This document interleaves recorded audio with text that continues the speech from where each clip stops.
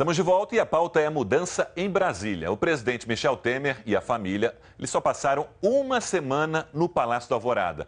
Eles voltaram para o Palácio do Jaburu, que é a residência oficial da vice-presidência da República, e antes de se mudar para o Alvorada, Temer determinou pequenas reformas no Palácio e também determinou mudanças na decoração. Eliane, qual foi o problema final do Palácio do Alvorada? Olha, eu diria o seguinte, que o problema do Alvorada é um problema que todos os presidentes que moram lá reclamam, que é o seguinte, o palácio é muito bonito, eu adoro o Palácio do Alvorada, né, é uma das obras-primas do Oscar Niemeyer, mas ele não é uma casa, ele não tem aquele aconchego do lar, digamos assim, né? Então, por exemplo, o ex-presidente Fernando Henrique Cardoso reclamava, a ex-presidente Dilma Rousseff, inclusive, uma vez contou, né, que toda pessoa está dentro da sua casa, acorda de noite, está lendo um livro, quer tomar um chazinho, né? Levanta, vai lá na cozinha, esquenta o chazinho, faz uma torradinha. Só que o palácio é enorme, comprido, e na parte esquerda, você olhando de frente para o palácio, toda a parte esquerda ali em cima são os aposentos, né? Então são ali a sala íntima, os quartos e tal. E se ela quiser, ou o presidente, ou a primeira-dama, enfim, quiser fazer um chazinho, primeiro quando ela puser o pé fora da cama, tem um monte de assessor que vai querer fazer o chazinho, não vai deixar querer fazer o chazinho. E tem que atravessar aquela parte toda ali, aquele vão todo de vidro, onde fica a rampa, onde fica aquela parede dourada, para atravessar para o canto direito, onde fica a cozinha. Então, só com patinete é que o presidente, consegue fazer o seu chazinho. Então, não tem uma característica de casa, é um palácio muito bonito, mas muito frio. E a Marcela, a dona Marcela, primeira-dama, e o Michelzinho, o filho, parece que não estavam gostando nada disso. Já o Jaburu, onde eles moravam, né, moram desde 2011, quando o Temer virou vice-presidente. O Jaburu é a residência oficial do vice-presidente. É um charme, é uma casa gostosa, tem uma varandona boa, tem ali uma cinemateca pequena, gostosinha, com umas cadeiras confortáveis, tem pavão andando pelo jardim. Então, evidentemente, o Palácio do Jaburu tem mais aconchego, tem mais ar de casa do que o Alvorada, que tem uma cara e um jeitão de palácio e um palácio impessoal. Olha aí, olha como é que é muito mais gostoso, né, o Palácio do Jaburu.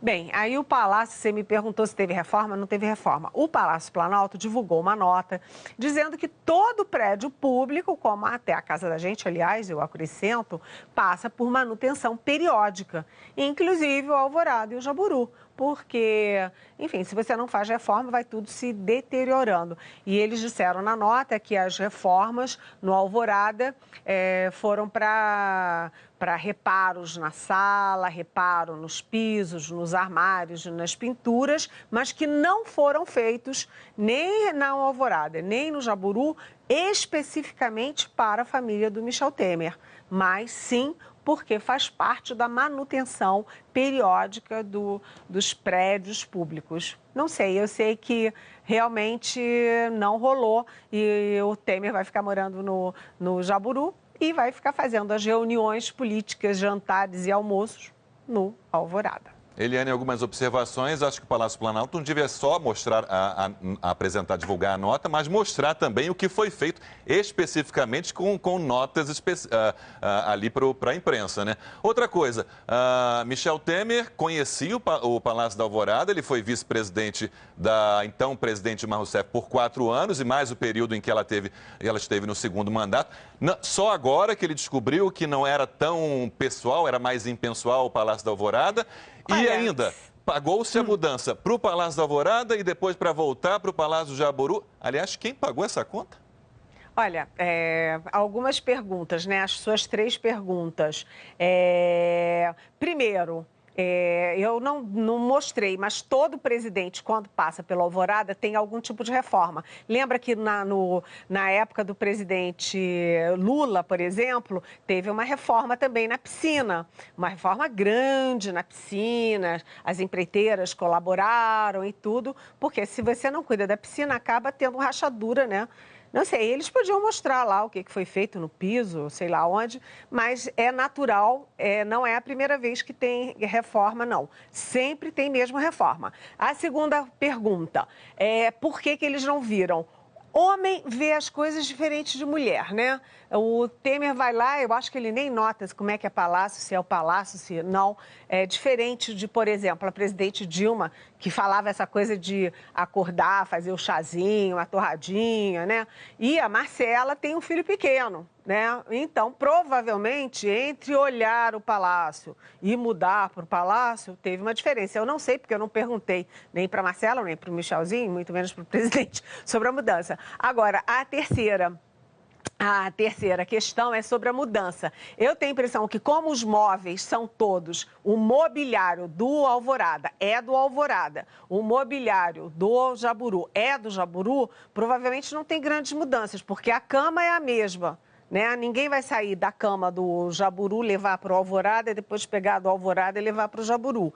Né? O fogão, a geladeira, as mesas, os mobiliários são públicos, são intrínsecos, são particulares de cada palácio. Então, provavelmente, o que tem que levar? Roupa, sapato, coisas de uso pessoal. Mas eu também não sei. Isso aqui eu estou tudo chutando, Sérgio. Já que você me perguntou, estou respondendo, mas era uma improvisando. curiosidade. A Sandra tem alguma observação a fazer?